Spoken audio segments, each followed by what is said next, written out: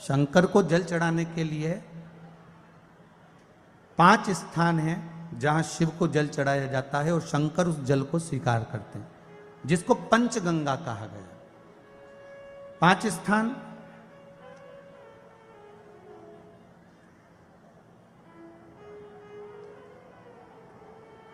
अच्छे से समझ लीजिएगा, जब भी शिव मंदिर में जाएं तो ये 5 स्थान शिव को जल चढ़ाने के लिए ये रखा है। शिवलिंग,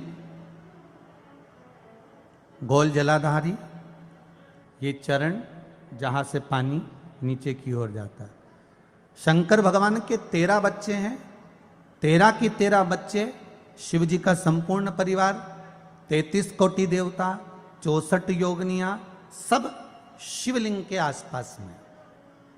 आप शंकर जी के मंदिर में जाकर यह कभी ना विचार करना कि पार्वती जी को ढूंढना पड़ेगा या गणेश जी को ढूंढना पड़ेगा या कार्तिकेय जी को ढूंढना पड़ेगा या भैरव को ढूंढना पड़ेगा। हमें शंकर के मंदिर में जाकर किसी देवता को ढूंढने की जरूरत नहीं है। जहां शंकर भगवान का शिवलिंग रखा हुआ है वो माता जी का हस्तकमल है, माता पार्वती जी का स्थान है। जहां शिवलिंग रखा है वो शंकर भगवान है।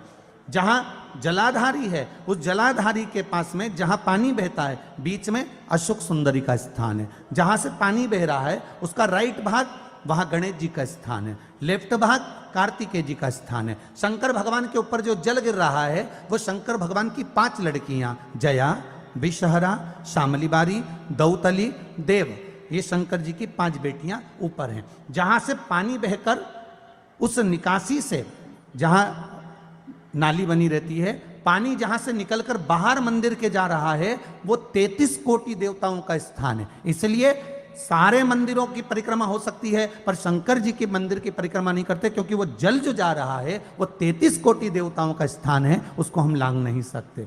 वो स्थान जल चढ़ाते समय आप इसका स्मरण रखें। पानी का जब पात्र लेकर जाते हैं मंदिर के अंदर, सबसे पहले शिव जी का जो जलाधारी है उसमें राइट भाग पर अपनी मनोकामना कर कर जल चढ़ाएं, फिर लेफ्ट भाग में चढ़ाएं रोग मुक्ति के लिए। अशोक सुंदरी की जगह पर चढ़ाएं, ये तीसरा स्थान। चौथा स्थान माता पार्वती जी का जो कटी भाग है जहां पर शिवलिंग रखा हुआ है उस भाग पर जल चढ़ाएं, चौथा भाग। 5वां भाग शंकर जी के ऊपर चढ़ाएं। ये 5 जगह पर जल क्रम वाइज चढ़ाएं। आप लोग जाते हो डायरेक्ट जाकर शंकर जी पे जल उंडेल करा जाते हो, सीधे गए और शिव जी पे जाकर आपने जल चढ़ा दिया।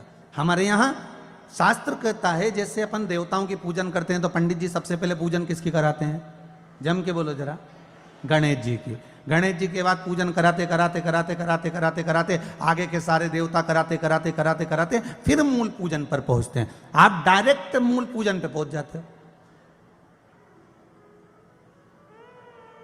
और सरल भाषा में समझ लो, जितनी सरल भाषा में समझोगे ना उतना अपने जीवन में उतर जाएगा। इस छत के ऊपर आपको चढ़ना है,